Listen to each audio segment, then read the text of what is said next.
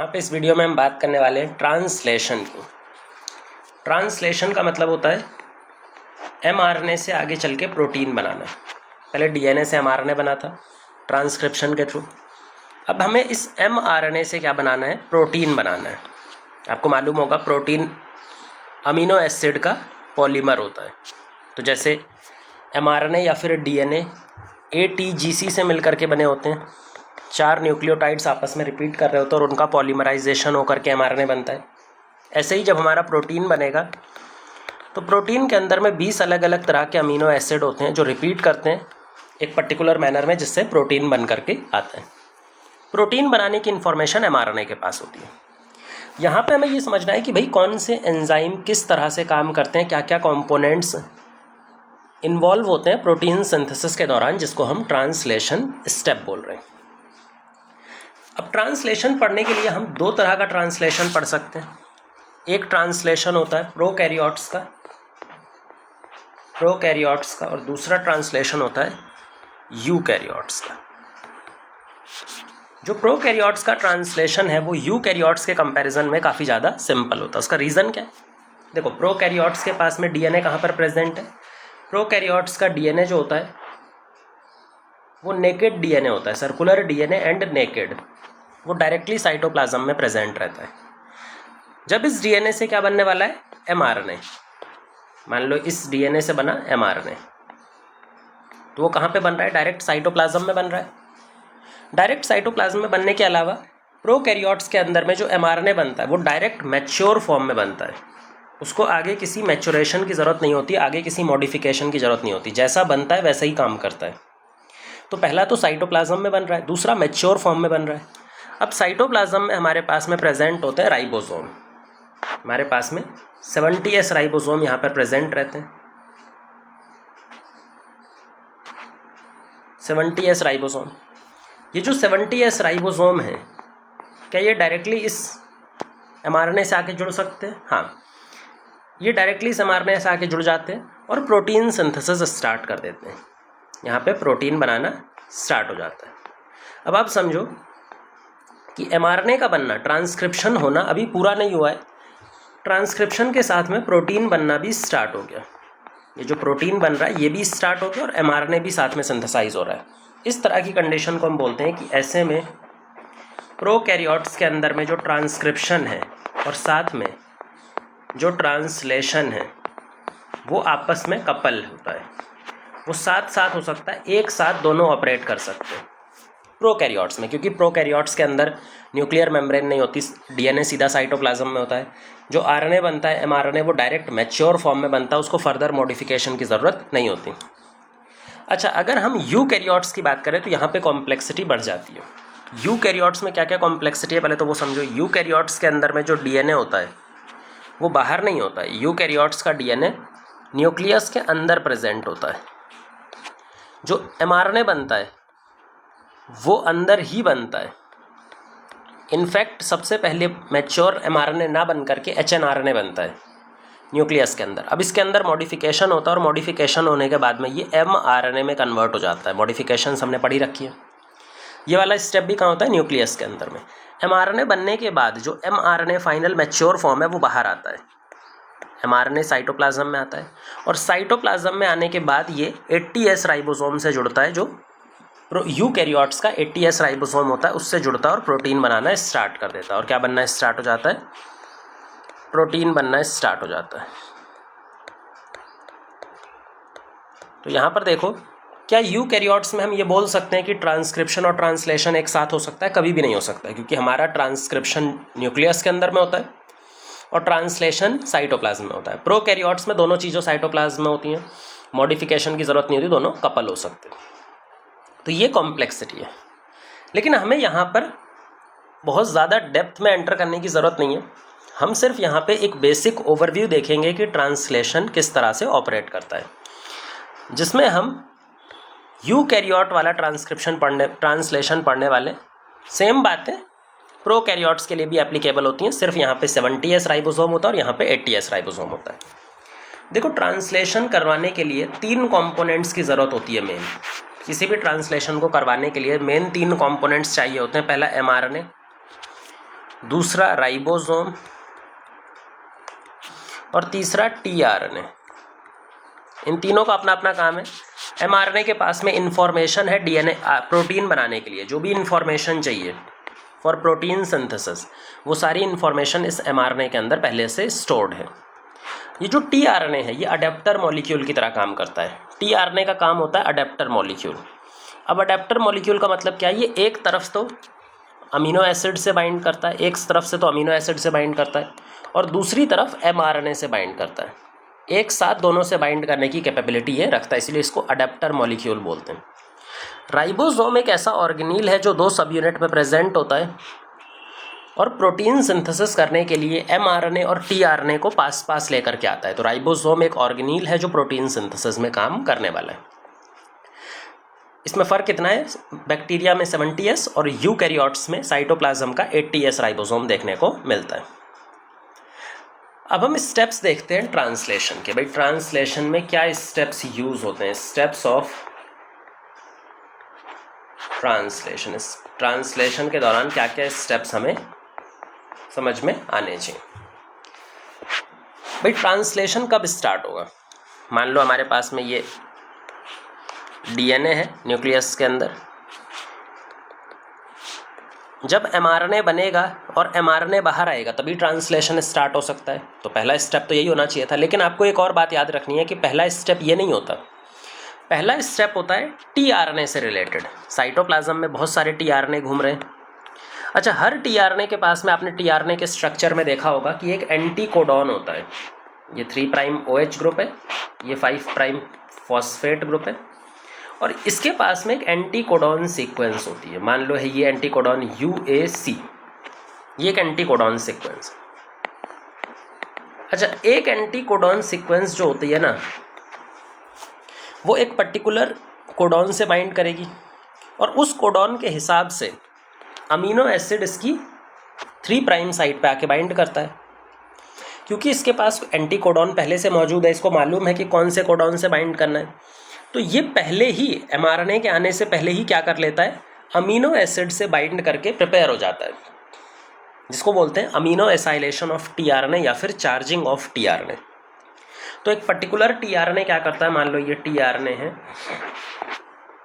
ये amino acid से bind कर जाता है। और किस अमीनो एसिड से बाइंड करेगा, इसके anti codon specific amino acid, जो भी एंटी कोडॉन इसके पास में प्रेजेंट है उसी तरह के अमीनो एसिड से ये बाइंड कर जाएगा। इस बाइंडिंग के लिए हमें एक एंजाइम की ज़रूरत होती है जिसका नाम होता है अमीनो एसाइल टीआरएनए सिंथेटेज। इस एंजाइम का नाम है अमीनो एसाइल टीआरएनए सिंथेटेज। ये एंजाइम क्या करता है, इस टीआरएनए के ऊपर में एक पर्टिकुलर अमीनो एसिड जोड़ देता है। यहाँ पर ला करके एक स्पेसिफिक अमीनो एसिड इस टीआरएनए पर जोड़ देगा। इस टीआरएनए को बुलाया जाता है charged tRNA. Charged tRNA charging करते टाइम हमें 2 ATP की ज़रूरत पड़ती है, मतलब 2 ATP इक्विवेलेंट। एक ATP AMP में कन्वर्ट हो जाता है और 2 इनऑर्गेनिक फॉस्फेट बाहर निकल जाते हैं। तो इसको अगर हमें कैलकुलेशन में लेना हो तो 2 ATP के बराबर एनर्जी हम मानते हैं, क्योंकि एक ATP AMP में कन्वर्ट हो रहा है, तो 2 ATP चार्जिंग स्टेप में लगता है और इस स्टेप को क्या बोला जाता है, charging of tRNA. Charging of tRNA ये सबसे पहला स्टेप है, ये एमआरएनए के बनने से पहले ही हो जाता है। तो जो ये अलग अलग टीआरएनए हैं इनके ऊपर डिफरेंट टाइप के अमीनो एसिड पहले ही जुड़ के बैठे हैं, ये चार्ज फॉर्म में पहले ही बैठे हैं। चार्जिंग करना क्यों ज़रूरी है, चार्जिंग करना ज़रूरी इसलिए है, जब हम आगे पढ़ेंगे पेप्टाइड बॉन्ड फॉर्मेशन, अगर हमें प्रोटीन बनाना है तो प्रोटीन एक पॉलीमर है और प्रोटीन के जितने भी पॉलीमर होते हैं वहाँ पर होता क्या है कि amino acid to amino acid के बीच में पेप्टाइड बॉन्ड बनने वाला है। भाई तभी तो प्रोटीन बनेगा जब 2 अमीनो एसिड किसी बॉन्ड से जुड़े होते हैं। तो 2 कौन सा बॉन्ड होता है, पेप्टाइड बॉन्ड। अब इस पेप्टाइड बॉन्ड को बनाने के लिए एनर्जी चाहिए होती है। अब ये एनर्जी कहाँ से आएगी, अगर टीआरएनए पहले से चार्ज होगा तो 2 टीआरएनए को हम पास पास लेकर के आएंगे। मान लो ये एक टीआरएनए है और ये एक टीआरएनए है, इधर भी अमीनो एसिड, इधर भी अमीनो एसिड। तो ऐसा चार्ज टीआरएनए जब हम पास पास लेके आते हैं तो अपने आप पेप्टाइड बॉन्ड का फॉर्मेशन हो जाएगा। तो पेप्टाइड बॉन्ड के बनने में मदद करता है ये जो एटीपी हमने यहाँ पे खर्चा किया है। हर अमीनो एसिड को, हर टीआरएनए को चार्ज करने के लिए 2 एटीपी लगते हैं। अब आते हैं सेकेंड स्टेप पर। तो पहला स्टेप तो हमने पढ़ ही लिया, charging of tRNA. Second step में जो एमआरएनए न्यूक्लियस के अंदर में बन रहा था वो पूरा बन करके बाहर आ चुका है। अब एमआरएनए जब एक बार बाहर आया तो अब हम देखते हैं कि एमआरएनए के अंदर टोटल स्ट्रक्चर में क्या क्या कंपोनेंट्स होते हैं जो हमारे ट्रांसलेशन के हिसाब से हमें काम आने वाले हैं, जो हमें पता होने चाहिए। तो यहाँ पे एक हम एमआरएनए बना लेते हैं, यहाँ पे बनाते हैं एमआरएनए का 5 प्राइम एंड एमआरएनए का 3 प्राइम एंड। एमआरएनए के पास में एक स्टार्ट कोडॉन होता है AUG और एक स्टॉप कोडॉन होता है UAA। कोई था भी 3 में से हो सकता है, UAA, UAG और UGA। हमने ये ले लिया पर्टिकुलर। अच्छा ध्यान से देखो तो 5 प्राइम पे पीछे एक सीक्वेंस है और 3 प्राइम मतलब स्टॉप कोडॉन के भी आगे एक सीक्वेंस है। इनको बोलते हैं UTR, अनट्रांसलेटेड रीजन, क्योंकि ये आगे चल के प्रोटीन नहीं बनाने वाले हैं। These are untranslated region, UTR। इस वाले अनट्रांसलेटेड रीजन को 5 प्राइम और इस वाले को 3 प्राइम UTR बोला जाता है। UTR रीजन का काम क्या है? ये ट्रांसलेशन एफिशिएंसी को बढ़ाते हैं, प्रोटीन सिंथेसिस एफिशिएंसी को तो बढ़ा देते हैं पर खुद ट्रांसलेट नहीं होते, खुद से प्रोटीन नहीं बना रहे होते। बाकी बीच में यहाँ पर बहुत सारे अलग अलग तरह के न्यूक्लियोटाइड्स प्रेजेंट होंगे। मान लेते हैं हम यहाँ पे प्रेजेंट है UUU, GGG, CCC और क्या बच गया AAA। ठीक है, हम याद रखने के लिए, क्योंकि हमें होमोपॉलीमर्स जो कोडॉन्स होते हैं उनका याद रहता है तो डायरेक्ट हमने ये लिख दिया UGCA। जो 5 प्राइम, जैसा हमने बताया कि 5 प्राइम UTR और 3 prime UTR protein synthesis efficiency को बढ़ाते हैं। उसके हिसाब से एक पर्टिकुलर साइट होती है 5 प्राइम UTR में जिसको बोलते हैं राइबोसोम बाइंडिंग साइट। ये एक ऐसी सीक्वेंस है जहाँ पे आके राइबोसोम खुद आकर के बाइंड करने वाला है। तो ये हो गया हमारा एक मैच्योर एमआरएनए का स्ट्रक्चर। अब हम समझते हैं कि मैच्योर एमआरएनए से राइबोसोम कैसे आके बाइंड करता है। तो देखो, सबसे पहले हमारा राइबोसोम की छोटी सब यूनिट है। हमारा राइबोसोम 2 सब यूनिट्स में होता है, एक छोटी सब यूनिट और एक बड़ी सब यूनिट। मान लो ये छोटी सब यूनिट है। किसी भी राइबोसोम की सब यूनिट हो, छोटी या फिर बड़ी, उसके पास में 3 साइट होती हैं। एक होता है A साइट, एक होता है P साइट और एक होता है E साइट। इन तीनों साइट का अलग अलग काम है, ट्रांसलेशन में इनका रोल हम बहुत अच्छे से बताएंगे। ये कौन सा है? स्मॉल सब यूनिट। स्मॉल सब यूनिट, मान लो अगर यूकैरियोट्स की बात करें तो 40S, प्रोकैरियोट्स होता तो 30S होता। इस स्मॉल सब यूनिट ऑफ इससे जो टीआरएनए है जिसके ऊपर मिथियोनिन लगा हुआ है। अच्छा, मिथियोनिन लगा हुआ है, इसका मतलब ये किसको पहचानने वाला है? कौन से कोडॉन को? AUG। अगर ये AUG को पहचानने वाला है तो इसके पास में एंटी कोडॉन कौन सा होना चाहिए? इसके पास में एंटी कोडॉन होना चाहिए CAU। इसको बोलते हैं इनिशिएटर टीआरएनए।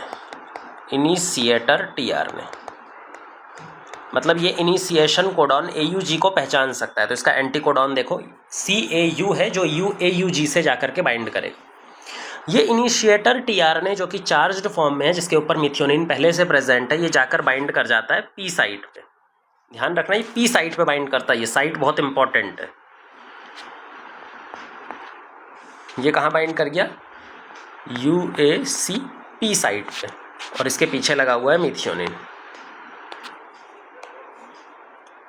इसको बाइंड कराने में एक GTP और लगता है। इसको बाइंड कराने में एक GTP एक GDP में कन्वर्ट होता है, मतलब एक GTP यहाँ पे एडिशनल लगता है ये बाइंडिंग करवाने में। अब ये जो पूरा का पूरा कॉम्प्लेक्स है ये जाकर के बाइंड करेगा कहाँ पे? राइबोसोम बाइंडिंग साइट पे। ये पूरा का पूरा एज इट इज कहाँ पे आके बाइंड कर जाएगा? राइबोसोम बाइंडिंग साइट पे। तो एक बार हम इसको बाकियों को मिटा देते हैं और इसको बना लेते हैं। ये हमारा छोटा सब यूनिट ऑफ राइबोसोम है।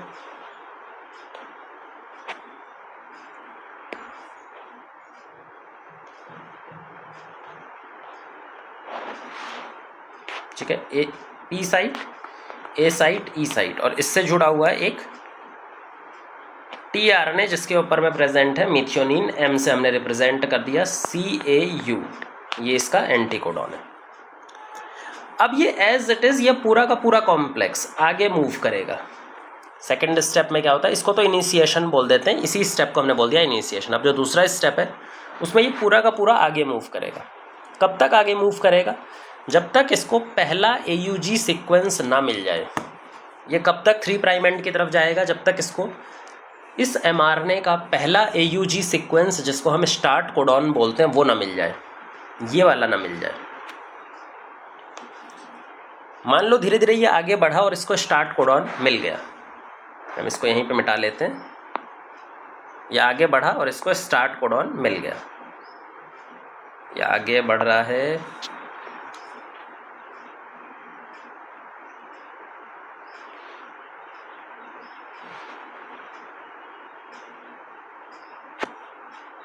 ठीक है। तो ये ए साइट, पी साइट और ई साइट। पी साइट पे कौन सा टीआरएनए है? पी साइट पे एक ऐसा टीआरएनए है जो कि AUG को पहचानेगा, CAU। क्या ये एंटी कोडॉन कोडॉन बाइंडिंग हो गई? बिल्कुल। जैसे ही ये यहाँ पर स्टार्ट कोडॉन के पास आ जाता है, ये कॉम्प्लेक्स रुक जाता है, और कॉम्प्लेक्स रुकने के बाद में जो लार्जर सब यूनिट होता है, भाई राइबोसोम का एक और सब यूनिट तो था लार्जर सब यूनिट, वो अपने लार्जर सब यूनिट को बुलाता है, जो बड़ा वाला सब यूनिट है, जिसके पास में भी 3 साइट हैं लेकिन ये साइज़ में बड़ा है, 60S, और अगर बैक्टीरिया है तो 50S। अब इस पूरे कॉम्प्लेक्स से ये बड़ा वाला सब यूनिट आकर के बाइंड कर जाता है। तो कंडीशन अब कुछ ऐसी हो गई,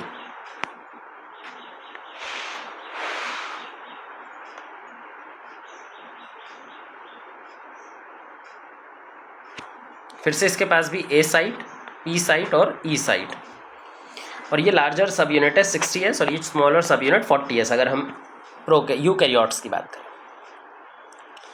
इसी कॉम्प्लेक्स को बुलाया जाता है इनिशिएशन कॉम्प्लेक्स। पूरा का पूरा राइबोसोम असेंबल हो गया, जो इनिशिएटर टीआरएनए था वो बाइंड है, इसको बुलाया जाता है इनिशिएशन कॉम्प्लेक्स। इसमें इनिशिएशन खत्म हो गया।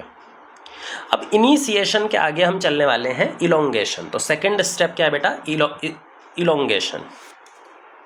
जो सेकंड ट्रांसलेशन स्टेप होता है दैट इज इलोंगेशन। अब इलोंगेशन में क्या क्या होने वाला है वो समझते हैं। इलोंगेशन में ये जो पूरा कॉम्प्लेक्स है, जो राइबोसोम पूरा हो चुका है, छोटा सब यूनिट, बड़ा सब यूनिट और टीआरएनए पी साइड पे, वो आगे मूव करना स्टार्ट करता है, 3' एंड की तरफ मूव करना, इस तरफ मूव करना स्टार्ट करता है।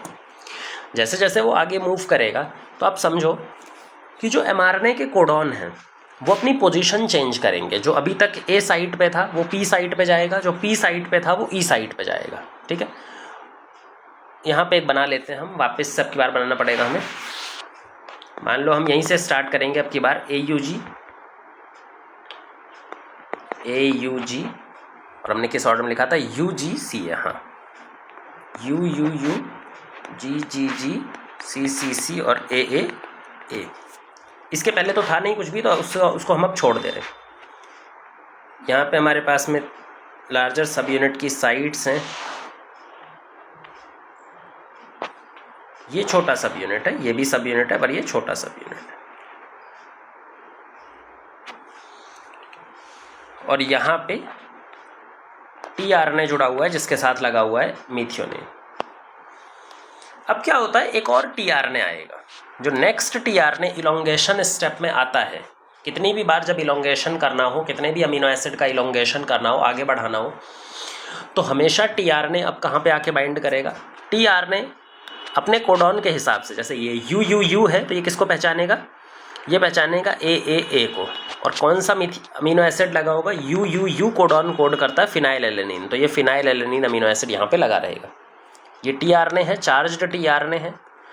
अब ये चार्ज्ड टीआरएनए ए साइट पे आएगा, ये जो हमारे पास में ए साइट, पी साइट और एग्जिट साइट है। पहले जो इनिशिएशन कोडॉन था वो कौन सी साइट पे आया था? पी साइट पे। लेकिन इनिशिएशन कोडॉन को छोड़ दो तो इलोंगेशन में जितने भी नए कोडॉन आने वाले हैं, जितने भी नए टीआरएनए आने वाले हैं, वो हमेशा ए साइट पे ही आते हैं। तो ये हमेशा किस पे आएगा? ए साइट पे। अच्छा, जब भी ये ए साइट पे आता है तो हमें एक और GTP का इस्तेमाल करना होता है। हम एक जीटीपी का इस्तेमाल करके उसको जीडीपी में कन्वर्ट कर देते हैं, मतलब एक और एनर्जी मॉलिक्यूल जीटीपी मॉलिक्यूल का इस्तेमाल होता है। और ये जो टीआरएनए ये कहाँ पर आ गया, ये आ गया ए पे, यहाँ पे लगा हुआ है फिनाइलएलनिन। अब ये पूरा कॉम्प्लेक्स क्योंकि आगे बढ़ रहा है तो धीरे धीरे होगा क्या, जो साइट हमारे पी साइट पे थी वो आगे बढ़ जाएगी, ये वाला इधर आ जाएगा, ये वाला इधर चला जाएगा, भाई ऐसा ही होगा। तो अगली बार जब ये मूवमेंट हो जाएगा तो ये कुछ ऐसा बन जाएगा, AUG UUU GGG CCC AAA। अब ये ऐसा कुछ हो जाएगा।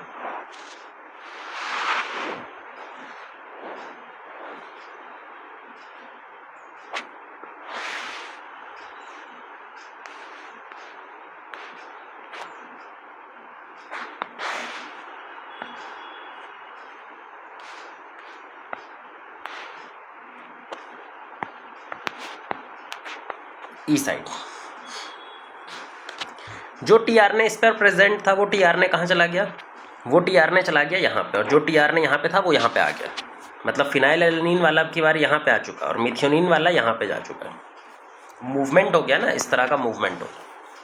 और नया जो टीआरएनए होगा चार्ज्ड टीआरएनए CCC वाला अब की बार, और इसके ऊपर लगा होगा ग्लाइसिन, क्योंकि कोडॉन GGG ग्लाइसिन को रिप्रेजेंट करता है। फिर से ये ए साइट पे आ जाएगा, एक जीटीपी का इस्तेमाल यहाँ पे होगा। तो यहाँ पे क्या आ गया, नया टीआरएनए आ गया CCC वाला, और इसके ऊपर जुड़ा है ग्लाइसिन। इस तरह से पूरा आगे मूवमेंट होगा। लेकिन जब आगे मूवमेंट होता है तो प्रोटीन सिंथेसिस भी स्टार्ट होता है, यानी कि पेप्टाइड बॉन्ड बनना भी अब स्टार्ट होगा। इसके लिए हमें ई साइट और पी साइट पे कुछ दो एक्शन चल रहे हैं, उनको समझना होगा। हमारा जो पेप्टाइड बॉन्ड बनाने का क्रम है वो सिर्फ पी साइट और ई साइट के बीच में होता है, ए साइट का उसमें कोई रोल नहीं होता। ए साइट का सिर्फ एक ही काम है, नए टीआरएनए से, नए चार्ज्ड टीआरएनए से लगातार बाइंड करके नए टीआरएनए को लेकर के आना। अब देखो ई और पी साइट में होता क्या है, हमें यही दोनों साइट मेन समझनी है। ई और पी साइट में जब अमीनो एसिड मान लो यहाँ पे है, एक यहाँ पे पहुँच चुका है, इसके पास है मिथियोनिन पहला वाला और इसके पास में है फिनाइलएलनिन जैसा हमने बनाया था, एंटीकोडॉन्स। अब दो स्टेप हो रहे हैं, पहला स्टेप ये और दूसरा स्टेप ये, समझना भी हम पहले बता देते हैं। दूसरा स्टेप ये, दो काम होते हैं पी और ई के बीच में।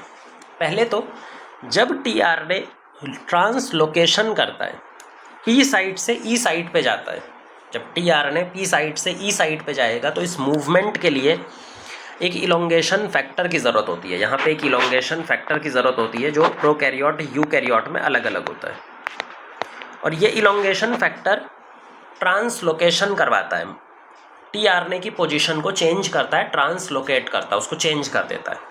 और इस इलोंगेशन के टाइम पे हमें एक जीटीपी और लगता है, एक जीटीपी इस इलोंगेशन वाले स्टेप में, ट्रांसलोकेशन वाले स्टेप में एक और एडिशनल जीटीपी यूज़ हो जाता है। अच्छा, ये तो इलोंगेशन फैक्टर की बात हो गई। दूसरा काम क्या हो रहा है, दूसरा काम हमारा जो अमीनो एसिड मिथियोनिन पहला वाला अमीनो एसिड जो है उसको हम उठाकर कहाँ पटक दे रहे हैं, इस फिनाइलएलनिन के ऊपर, इस फिनाइलएलनिन के ऊपर। ये क्यों जा रहा है, बिकॉज इनके बीच में, दोनों के बीच में एक पेप्टाइड बॉन्ड बन गया। भाई दोनों चार्ज्ड टीआरएनए थे और चार्ज्ड टीआरएनए को जब हम पास लेके आएंगे तो उनके बीच में पेप्टाइड बॉन्ड बनेगा। तो ये मिथियोनिन जाकर पेप्टाइड बॉन्ड किससे बना लेगा, फिनाइलएलनिन वाले जो दूसरा अमीनो एसिड था उसके साथ में। इस प्रोसेस को बोलते हैं peptidyl transferase, peptidyl transferase enzyme. इसको कराने का काम करता है एक एंजाइम जिसका नाम है पेप्टाइडल ट्रांसफरेज एंजाइम। ये जो एंजाइम है पेप्टाइडल ट्रांसफरेज एंजाइम, ये एक राइबोजाइम है। जैसा आपको मालूम होगा कि भाई ज़्यादातर हमारी बॉडी में जो एंजाइम की तरह वर्क करते हैं वो प्रोटीन करते हैं, पर कुछ जगहों पे आरएनए भी एज आ एंजाइम की तरह वर्क कर रहे होते हैं। जब भी आरएनए एज आ एंजाइम की तरह काम कर रहे होते हैं तो उसको हम बुलाते हैं राइबोजाइम। ऐसे आरएनए राइबोजाइम बुलाए जाते हैं, ऐसे एंजाइम राइबोजाइम बुलाए जाते हैं। तो यहाँ पर भी राइबोजाइम का काम होता है। अच्छा, कौन सा आरएनए राइबोसोम की तरह काम कर रहा होता है? अगर यूकैरियोट्स है तो 28S आरएनए, जो यूकैरियोट्स का सबसे बड़ा rRNA है 28S rRNA। अगर प्रोकैरियोट्स की बात करें तो 23S rRNA, उसमें भी सबसे बड़ा प्रोकैरियोट्स का, तो प्रोकैरियोट्स का सबसे बड़ा 23S ही होता है और यूकैरियोट्स का सबसे बड़ा 28S होता है। यही दोनों सबसे बड़े रेस्पेक्टिवली प्रोकैरियोट और यूकैरियोट के पेप्टाइडल ट्रांसफरेज एंजाइम राइबोजाइम की तरह बिहेव कर रहे होते हैं। याद रखेंगे पेप्टाइडल ट्रांसफरेज के दौरान कोई डायरेक्ट एटीपी या जीटीपी यूज नहीं होता, no energy required, no direct energy. पहले से ही अमीनो एसिड चार्ज है टीआरएनए, वो अपने आप पेप्टाइड बॉन्ड बन जाता है। यहाँ पे डायरेक्ट कोई एनर्जी एटीपी नहीं लगता, सिर्फ यहाँ ट्रांसलोकेशन के लिए जीटीपी लग रहा होता है, एटीपी नहीं लग रहा होता। अच्छा, अमीनो एसिड जब बनता है दो पेप्टाइड बॉन्ड जब बनता है दो अमीनो एसिड के बीच में, तो उसका मैनर भी हमें समझना है। भाई अमीनो एसिड है क्या, ये मान लो एक अमीनो एसिड है, ये दूसरा अमीनो एसिड है, पहला और ये दूसरा। अमीनो एसिड एक ऐसा एसिड होता है जिसके पास दो डिफरेंट ग्रुप्स होंगे, अमीनो ग्रुप बेसिक ग्रुप और एसिडिक ग्रुप COOH ग्रुप। मतलब ये इसके पास दो चीज़ें जरूर होनी चाहिए, NH2 और COOH, एक H और एक R ग्रुप। ये R ग्रुप अलग अलग होता है डिफरेंट अमीनो एसिड में, और इसी के बेसिस पे हम अमीनो एसिड के टाइप्स को भी बताते हैं कि भाई अमीनो एसिड किस टाइप का है, वो इस R ग्रुप पे डिपेंड करेगा जो वेरिएबल ग्रुप है। बाकी ये दोनों कांस्टेंट रहते हैं, जो COOH है NH2 है ये कांस्टेंट है। ये पहला अमीनो एसिड था। दूसरा अमीनो एसिड यहाँ से आएगा CHR2 मान लो, ये चेंज हो गया यहाँ से R1 से, यहाँ पे भी NH2 है और यहाँ पे COOH ग्रुप है। अब जो रिएक्शन होने वाली है वो इन दोनों के बीच में होती है, इसका हाइड्रोजन इसका OH निकल जाता है और बन जाता है वाटर, और डायरेक्ट एक बॉन्ड बन जाता है जिसको बोलते हैं पेप्टाइड बॉन्ड। मतलब अगर हम बनाने जाएं केमिकली भी, आपने ऑर्गेनिक केमिस्ट्री में देखा ही होगा, तो ये अमाइड बॉन्ड की तरह काम करता है, ये कुछ ऐसा दिखाई पड़ेगा। और इस पूरे बॉन्ड को हम बुलाते हैं amide bond, peptide bond, peptide bond. अच्छा, जब पेप्टाइड बॉन्ड हम बना रहे हैं तो पहला अमीनो एसिड का कौन सा ग्रुप इन्वॉल्व है, COOH ग्रुप, और जो दूसरा अमीनो एसिड है उसका कौन सा ग्रुप इन्वॉल्व है, NH2 ग्रुप।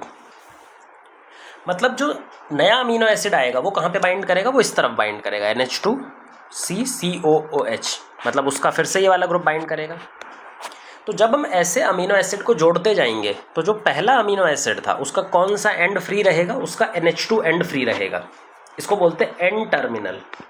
प्रोटीन में भी DNA की तरह दो टर्मिनल होते हैं, एक होता है एन टर्मिनल, ये फर्स्ट अमीनो एसिड है, N terminal first amino acid है। लास्ट अमीनो एसिड ऐसे जाते जाओ, पीछे जाते जाओ राइट साइड पे, लास्ट अमीनो एसिड का COOH ग्रुप फ्री रहेगा, इसको बोलते हैं C टर्मिनल, इसको लास्ट अमीनो एसिड भी बोलते हैं। तो किसी भी प्रोटीन या पेप्टाइड चेन में दो टर्मिनल्स होते हैं, दो अलग अलग पोलैरिटीज़ होती हैं, एक एन टर्मिनल जो फर्स्ट अमीनो एसिड को रिप्रेजेंट कर रहा होता है और एक C टर्मिनल जो लास्ट अमीनो एसिड को रिप्रेजेंट कर रहा होता है। तो इस तरह से हमारे पास में दो तरह के पोलैरिटी यहाँ पर डेवलप हो जाती है। अब ये पूरा कॉम्प्लेक्स फिर से आगे बढ़ेगा। जब ये फिर से आगे बढ़ेगा तो ये कहाँ पे पहुँच जाएगा, जो A साइट है वो अब की बार यहाँ पहुँच जाएगी, जो P साइट है वो यहाँ, और E साइट यहाँ पे। तो अब की बार हम C पर चलते हैं। U G C और A। अब की बार हम यहाँ तक पहुँच गए भाई, बड़ी सब यूनिट ये है।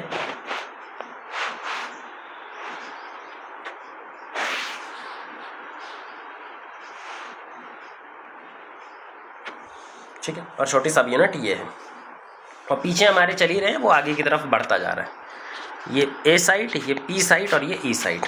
फिर से सेम वही होगा, यहाँ वाला अमीनो एसिड इधर, यहाँ वाला इधर, और जो पुराना वाला था वो वापस वो निकल जाएगा बाहर। E साइड से अमीनो एसिड छोड़ के वो बाहर जाते रहते हैं।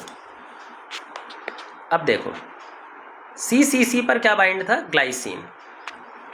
अच्छा, इसके पास दो अमीनो एसिड की चेन बन रखी थी, मिथियोनिन और फिनाइलएलेनिन। पूरी की पूरी चेन यहाँ पे आ जाएगी, मतलब फिनाइलएलेनिन और मिथियोनिन यहाँ पे चला जाएगा, पेप्टाइड बॉन्ड बन जाएगा। ये इधर गया है ट्रांसलोकेशन और ये इधर गया है peptidyl transferase.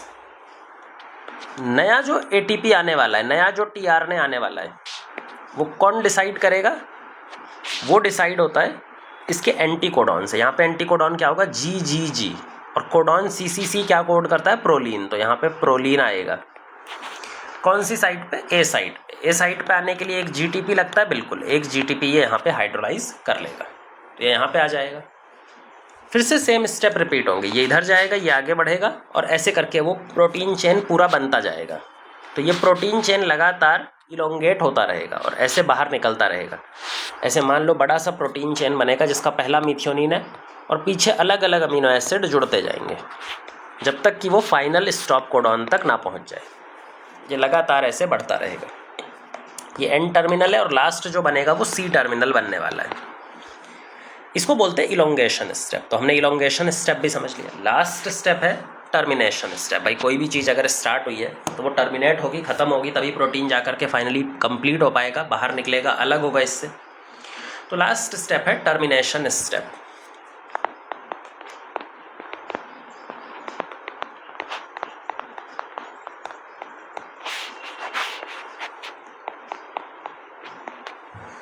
Termination step. Termination step तब आता है जब हमारा जो कॉम्प्लेक्स है, जो राइबोसोम है, जो सारा का सारा कॉम्प्लेक्स, ट्रांसलेशन कॉम्प्लेक्स है, वो कहाँ पहुँच जाए, फाइनली स्टॉप कोडॉन पर। जैसे ही हमारा translation complex reach stop codon, फिर वहाँ पे ट्रांसक्रिप्शन का टर्मिनेशन होना पड़ेगा। मान लो ये है, हमने यहाँ पे बनाया था भाई UUUCC GGG CCC AAA। यहाँ पे मान लो फाइनली आकर के UAG स्टॉप कोडॉन है और हमारा जो कॉम्प्लेक्स है वो यहाँ तक पहुँच गया। उसका कौन सा पार्ट, A सीक्वेंस, जो A साइट थी वो पहुँच गया।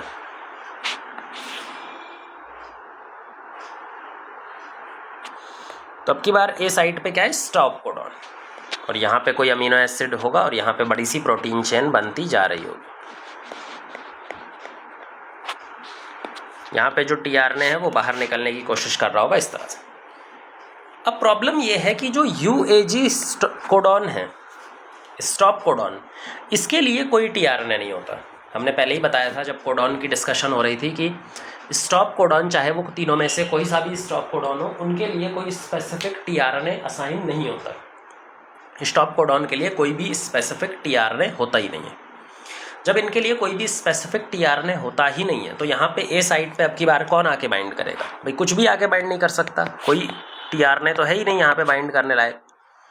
तो अब यहाँ पे एक अलग चीज़ बाइंड करती है जिसको बोलते हैं रिलीज फैक्टर, जिसको हम बोल देते हैं रिलीज फैक्टर।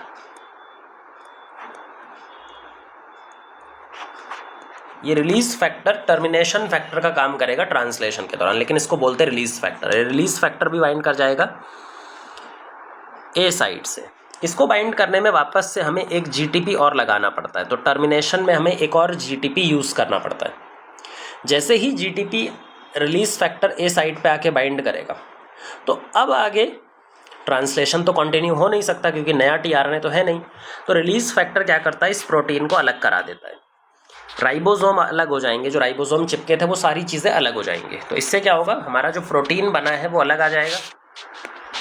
भाई प्रोटीन जो बना है वो अलग आ जाएगा, जिसमें यहाँ पे मिथियोनिन है उसका N टर्मिनल और दूसरा लास्ट वाला इसका C टर्मिनल, जो कुछ भी हो सकता है। राइबोसोम अलग हो गए,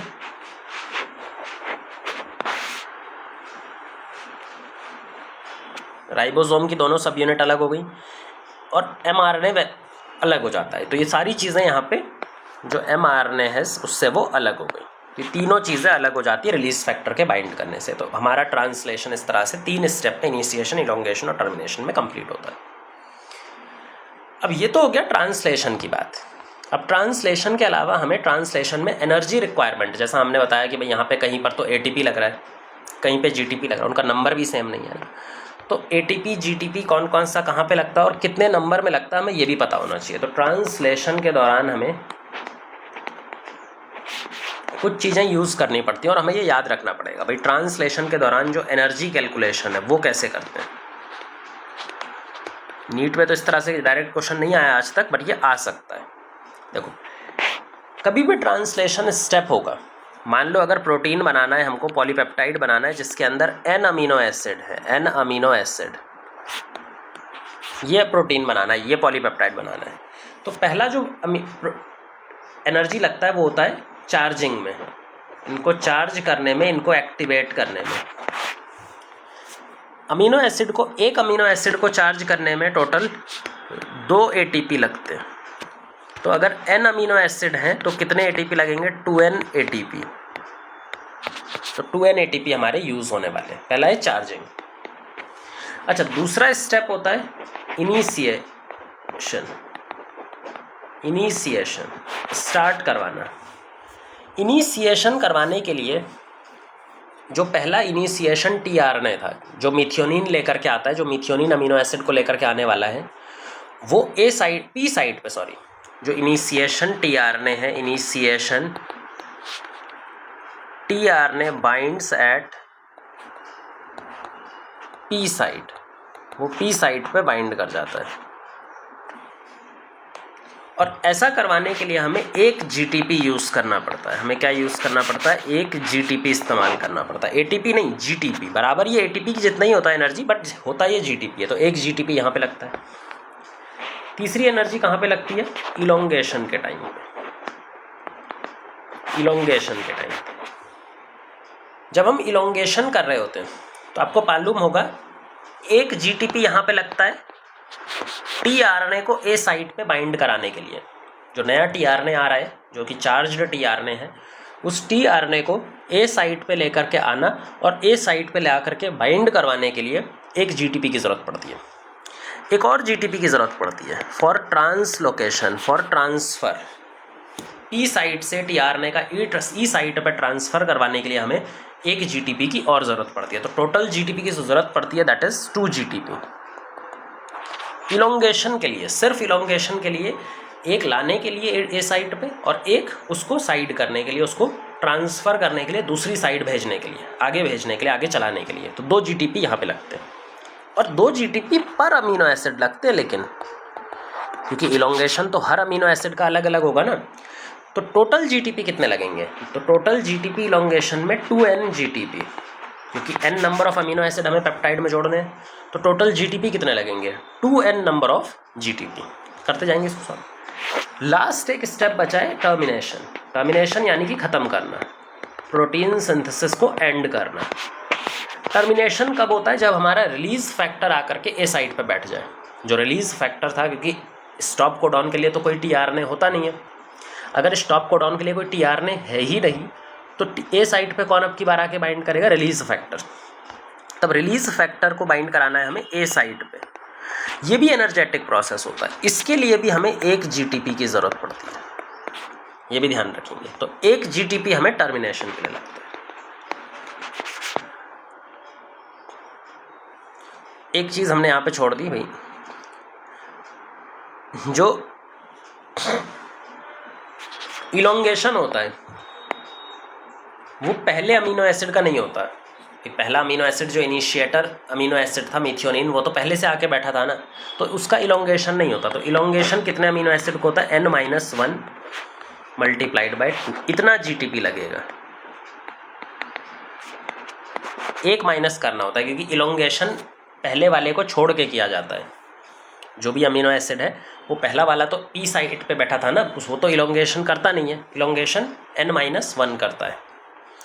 तो ये हमारे पास में टोटल कैलकुलेशन आती है।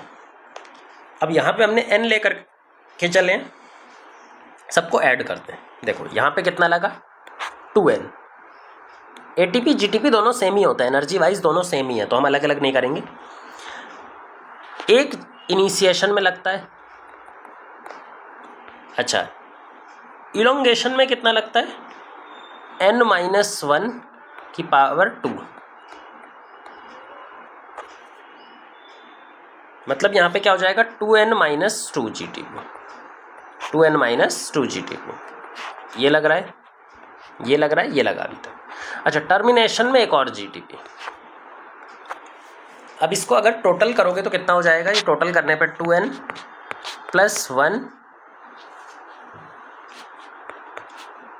+1 टर्मिनेशन का यहाँ पे लिख लो, प्लस 2n-2। अच्छा, इसको इससे काट दो तो कितना हो गया 4n। तो टोटल अगर इलोंगेशन करना है तो कितने अमीनो एसिड ATP लगेंगे 4n। पर कई बार वो डायरेक्ट नहीं पूछता टोटल, वो कई बार इलोंगेशन, चार्जिंग में कितना लग रहा है, इलोंगेशन में कितना लग रहा है, इनिशिएशन में कितना लग रहा है, तो अलग अलग भी याद होना चाहिए। जैसे इसका एक प्रैक्टिकल एग्जांपल या फिर एक नंबर लेकर के एग्जांपल याद कर लेते हैं। 10 अमीनो एसिड का प्रोटीन बनाना है, क्वेश्चन है हमारे पास में 10 अमीनो एसिड का प्रोटीन या फिर पॉलीपेप्टाइड चेन बनाना है, कितने ATP लगेंगे, ATP इक्विवेलेंट बोल लो, ठीक है ना। हमें सिर्फ एनर्जी इक्विवेलेंस देखना है, ATP लगे ये ज़रूरी नहीं है, GTP भी सेम एनर्जी देता है, उसको भी ATP में काउंट करो। देखो फिर से भैया, अगर हम इनकी चार्जिंग करने जाएंगे तो चार्जिंग में कितने अमीनो ATP लगेंगे, 2 × 10 = 20 ATP यहाँ लग जाएंगे। अच्छा, इनिशिएशन में कितने लगेंगे, 1 GTP लगता है या 1 ATP भी बोल सकते हो, इक्विवेलेंस एनर्जी इक्विवेलेंस होता है। टर्मिनेशन में कितना लगेगा, टर्मिनेशन में 1 GTP या फिर 1 ATP भी बोल सकते हो, मतलब 2 ATP या 2 GTP तो यहाँ लग गए। अच्छा, फिर आते हैं इलोंगेशन। इलोंगेशन कितने अमीनो एसिड का होगा, अगर 10 अमीनो एसिड टोटल हैं तो एक तो इनिशिएशन में चला जाएगा, 9 बचते हैं, -1 तो करना ही पड़ेगा, तो 9 इलोंगेट होंगे, 9 बार इलोंगेशन स्टेप चलेगा। और हर इलोंगेशन स्टेप में आपको मालूम है कि 2 ATP या 2 GTP लगते हैं, तो टोटल 18 GTP या 18 ATP। अच्छा, सबको प्लस करो, 20 18 2 40, तो टोटल कितना आ गया 40 ATP। तो इस तरह की कैलकुलेशंस हमें आनी चाहिए, हमें इंडिविजुअल स्टेप की भी पता होनी चाहिए, क्योंकि कई बार वो डायरेक्ट ना पूछ करके, टोटल ना पूछ करके, टोटल तो हम 4n डायरेक्ट कर सकते हैं, पर वो डायरेक्ट कई बार नहीं पूछता, डायरेक्ट कभी पूछ लेता है कि चार्जिंग में कितना लग रहा है, सिर्फ इलोंगेशन में कितना लग रहा है ना, तो ऐसा भी पूछा जाता है। एक और क्वेश्चन इसका अगर करें तो मान लो हमारे पास में 30 अमीनो एसिड हैं, 30 अमीनो एसिड के चार्जिंग में, सिर्फ चार्जिंग में पूछा है कितने ATP या GTP लगेंगे। एनर्जी इक्विवेलेंस देखना है, नंबर तो टाइप तो हमें याद भी नहीं रखना। चार्जिंग के लिए देखो सिंपल सा है, डबल लगता है, तो 60 ATP लगेगा। अच्छा, फिर इसने पूछ लिया टोटल, तो टोटल तो फिर हमें मालूम ही है कि 4 गुने लगता है तो 120 ATP। अगर इसको डिवाइड करना है तो डिवाइड भी कर सकते हो। चार्जिंग में 60 ATP लग ही चुका है हर किसी को चार्ज करने में। इनिशिएशन 1, टर्मिनेशन 1 और इलोंगेशन में 1 माइनस कर दो, मतलब 29 × 2। तो 29 को जब हम 2 से मल्टीप्लाई करते हैं तो ये हो जाता है 58, और 58 59 60 दो चारों मिला करके 120 ATP एनर्जी इक्विवेलेंस ये बन जाएगा। तो ये हो गया हमारा ट्रांसलेशन और उसके न्यूमेरिकल्स।